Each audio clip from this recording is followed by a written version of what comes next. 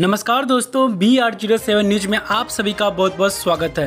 दरभंगा में मजदूर की हत्या के मामले में चिकित्सक पर कार्रवाई की मांग को लेकर सड़क जाम। लहरियासराय थाना क्षेत्र के बलवंतपुर में मजदूर की पीट कर की गई हत्या मामले में चिकित्सक की गिरफ्तारी की मांग को लेकर मंगलवार को लोग आक्रोशित हो गए।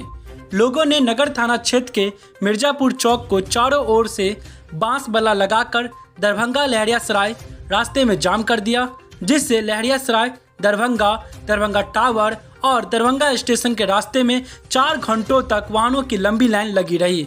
नाराज लोग सड़क पर आग लगाकर पुलिस के खिलाफ नारेबाजी की। घटना में पुलिस पर चिकित्सक को बचाने का आरोप है। हालांकि सूचना पर नगर थाना क्षेत्र के राकेश कुमार सिंह आक्रोशित लोगों को समझाने की कोशिश की, लेकिन कोई बात मानने को तैयार नहीं। स्थिति को देखकर सदर एसडीपीओ अनुज कुमार के नेतृत्व में कई थाने की पुलिस एवं दंगा नियंत्रण दस्ता मौके पर पहुंची और नाराज लोगों से वार्ता चल रही थी, लेकिन नाराज लोग जाम हटाने से पहले चिकित्सक की गिरफ्तारी की मांग पर अड़े रहे।